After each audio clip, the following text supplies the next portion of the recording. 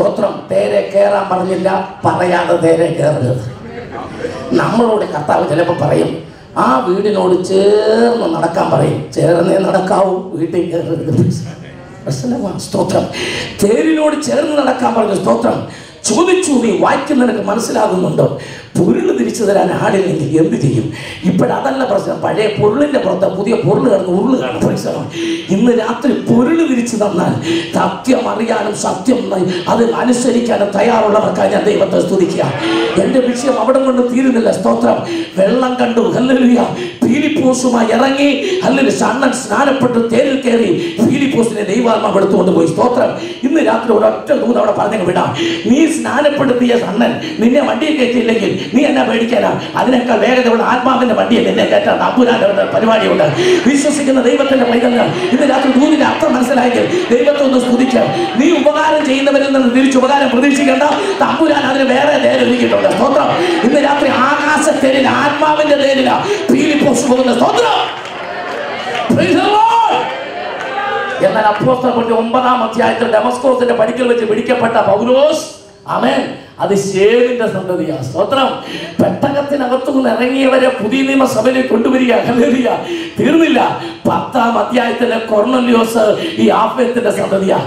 എനിക്ക് വളരെ ഇഷ്ടപ്പെട്ടൊരു ദൂത് പറഞ്ഞ് മുൻപോട്ട് പോകാം. സ്തോത്രം. വണ്ടിയിൽ യാത്ര ചെയ്തുകൊണ്ടിരുന്ന, ആമേൻ, എത്യോപ്യക്കാരൻ ഷണ്ണൻ, ആഫ്രിക്കക്കാരൻ സ്നാനപ്പെട്ടു. സ്തോത്രം. എന്നാൽ ഹല്ലേലൂയ, യാത്ര ചെയ്ത് മുമ്പോട്ട് പോയ, സ്തോത്രം, ഈ പൗലോസ് വണ്ടിയെന്ന് വീണ് അനന്യാസിന്റെ ഭവനത്തിൽ ചെന്ന് സ്നാനപ്പെട്ടു. സന്തോഷമായല്ലോ. Praise the lord. എന്നാൽ അതിനേക്കാൾ ഏറ്റവും അനുഗ്രഹിക്കപ്പെട്ട അതല്ല. സ്തോത്രം. ദേ നോക്കിയ യാഫേത്ത് ഒരു വണ്ടിയേലും കയറിയില്ല, വീട്ടിലിരുന്ന് സ്നാനപ്പെട്ടു. Price the Lord. വായിച്ചാൽ മനസ്സിലാകാത്ത ഷണ്ണൻ സ്നാനപ്പെട്ടു. എല്ലാം വായിച്ചാൽ നല്ലപോലെ മനസ്സിലാകുന്ന പൗലോസ് സ്നാനപ്പെട്ടു. എന്തിനാ വായിക്കുന്നതെന്നും പറഞ്ഞ് പട്ടാളത്തിൽ ജോലി ചെയ്യുന്ന കൊർന്നല്യോസ് സ്നാനപ്പെട്ടു. സ്തോത്രം. Praise the Lord. അതിനേക്കാൾ രസം അതല്ല. ഹല്ലേലൂയ.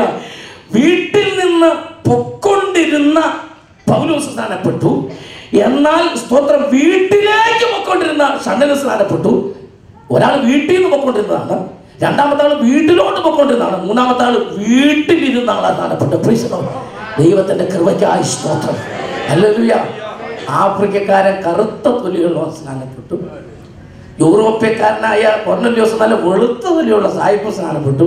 ഇത് രണ്ടും വല്ലാത്ത ഏഷ്യക്കാരന് ഇരുനിറമുള്ള ബ്രൗൺ തൊലിയുള്ള പൗലോസ് സ്നാനപ്പെട്ടു. ഇതിലേതെങ്കിലും ഒരു തൊലിയായിരിക്കുമല്ലോ. ഇനി ഇന്ന തൊലിയായതുകൊണ്ട് സ്തോത്രം. ഇത് പണ്ട് നമ്മൾ പറഞ്ഞുകൊണ്ടിരുന്ന ഇത് കറുത്ത തൊലിയുള്ളവരുടെയാണ് ഈ ശുശ്രൂഷ, നമ്മുടെ അല്ല. നല്ല എല്ലാ തൊലിയുള്ളവർക്കും സ്നാനപ്പെട്ടു. സ്തോത്രം. ഹല്ലേലൂയ. എനിക്ക് വളരെ ഇഷ്ടപ്പെട്ടൊരു ഭാഗം കൊർന്നല്യോസിന്റെ ഭാഗമാണ്. സ്തോത്രം.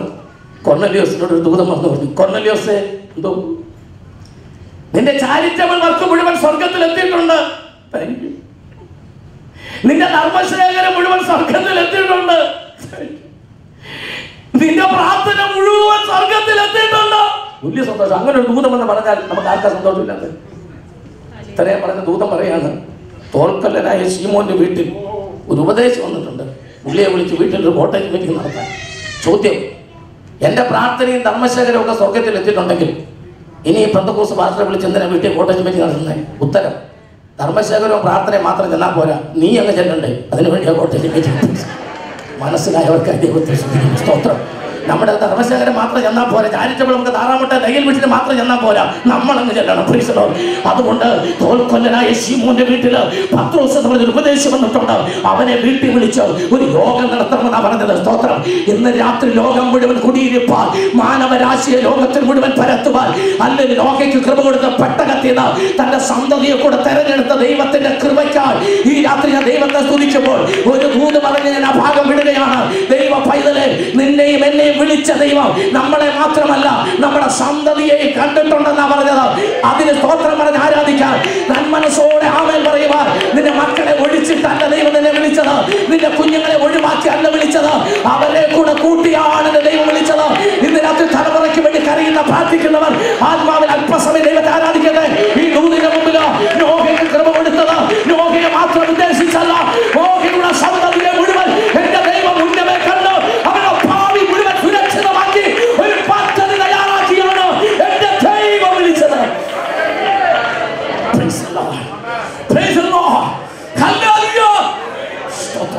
മുൻപോട്ട് പോവുക.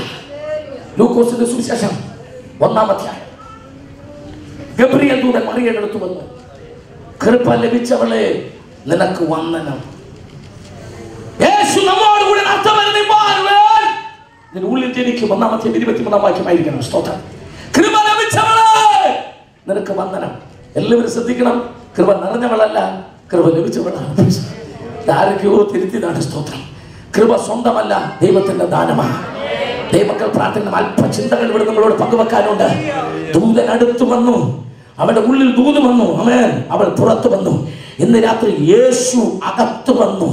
ഇന്ന് രാത്രി പരിശുദ്ധാത്മാവ് ഒരു ദൂത് പറയാ, യേശുവിനെ ചുമക്കുവാനുള്ള കൃപ ലഭിച്ച മറിയോർത്ത് ഞാൻ ദൈവത്തെ സ്തുതിക്കുകയാ. ഇന്ന് രാത്രി ഇതിനകത്തിരിക്കുന്ന പ്രിയപ്പെട്ടവര് മുഴുവൻ പറ, കർത്താവേ ആ കൃപ ഞങ്ങൾക്ക് തന്നതോർത്ത് സ്തോത്രം. യേശുവിനെ ചുമക്കുവാൻ കൃപ ലഭിച്ചവർ, അത് നിന്ദയാണ്, അത് പരിഹാസമാണ്, അത് വേദനയാണ്, അത് അപവാദമാണ്. ലോകത്തിന്റെ മുമ്പിൽ കുറ്റബോധത്തോടെ അല്ല, പക്ഷെ ലോകം അപവാദം പറയുമ്പോഴും സന്തോഷത്തോടെ യേശുവിനെ ചുമന്ന മറിയേക്കായി ഞാൻ ദൈവത്തെ സ്തുതിക്കുക. യേശുവിനെ ചുമക്കുവാൻ കൃപ ലഭിച്ചവർക്ക് ഇന്ന് രാത്രി ഞാൻ ദൈവത്തെ സ്തുതിക്കുകയാ. ഇന്ന് രാത്രി ഇതിനകത്തിരിക്കുന്ന പ്രിയപ്പെട്ടവർ ആത്മസന്തോഷത്തോടെ പറ, ആ മറിയെ പോലെ യേശുവിനെ ചുമക്കാൻ.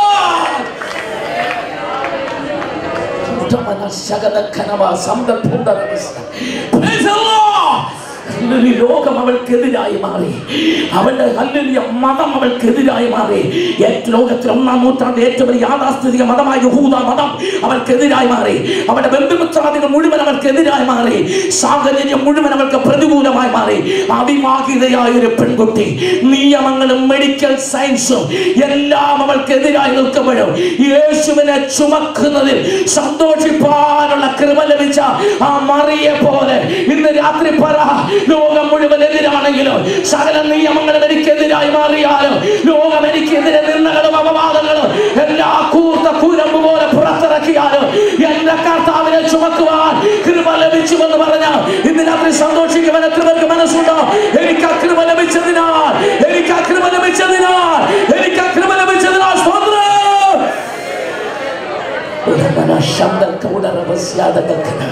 Hallelujah, hallelujah, hallelujah. ദൈവത്തിന്റെ പരിശുദ്ധാത്മാവിന്റെ ശക്തി ഇവിടെ വ്യാപരിക്കുന്നതിനാൽ ഞാൻ എൻ്റെ ദൈവത്തെ സ്തുതിക്കുകയാണ്. ഇന്നലെ വരെ കർത്താവ് നമ്മളെ നടത്തിയ പോലല്ല. അല്ലെങ്കിൽ യേശുവിനെ ചുമക്കുവാൻ തക്കവണ്ണം ദൈവം നിന്നെ തെരഞ്ഞെടുത്താണെന്ന് വിശ്വസിക്കാം. ആ നാട്ടിൽ ഒരുപാട് സ്ത്രീകളില്ലാഞ്ഞിട്ടല്ല, യേശുവിനെ ചുമക്കുവാൻ തെരഞ്ഞെടുത്തവർക്കായി ഞാൻ എൻ്റെ ദൈവത്തെ സ്തുതിക്കുകയാണ്. ആ തലമുറയിൽ നോഹയെ തെരഞ്ഞെടുത്ത പോലെ, ദാവീദിനെ തെരഞ്ഞെടുത്ത പോലെ, മോശയെ തെരഞ്ഞെടുത്ത പോലെ ഇന്ന് രാത്രികാലം സഹോദരിമാരോട് പരിശുദ്ധാത്മാവ് ദൂത് പറയുക, സഹോദരന്മാരോട് പരിശുദ്ധാത്മാവ് ദൂത് പറയുക, യേശുവിനെ ചുമക്കുവാൻ ദൈവം ഈ തലമുറയിൽ നമ്മെ തെരഞ്ഞെടുത്ത നിമിത്തം നമുക്കുണ്ടാകുന്ന സകല നിന്ദകളും എന്റെ കർത്താവ് ഏറ്റെടുത്തുകൊണ്ട് ധൈര്യമായി കർത്താവിനെ ചുമക്കുവാൻ സ്തോത്രം. Praise the lord, praise the lord, hallelujah. മറിയയ്ക്ക് എന്തൊക്കെയാ കൃപ ലഭിച്ചത് എന്ന് രാത്രി വേണം ഒന്ന് നോട്ട് ചെയ്തു. ഒന്ന്, സഹിപ്പാനുള്ള കൃപ. എല്ലാ പ്രതികൂലങ്ങളും തന്റെ ഭർത്താവ് ആരാന്ന് ചോദ്യമുണ്ടായി, ഈ കുഞ്ഞിന്റെ അപ്പൻ ആരാന്ന് ചോദ്യമുണ്ടായി. സ്തോത്രം. സമൂഹം മുഴുവൻ തനിക്കെതിരെ വിരൽ ചൂണ്ടി. പതറിയില്ല, മറിയ പതറിയില്ല. അവൾക്ക് ഉറപ്പുണ്ടായിരുന്നു സ്വർഗത്തിലെ ദൂതനെ അവൾ കണ്ടെത്തണമെന്ന്. ഇന്ന് രാത്രി ലോകം മുഴുവൻ എതിർത്ത് നിന്നാലും നിന്നെ നിലനിർത്തുന്നത് നീ കർത്താവിനെ കണ്ടുവെന്നുള്ള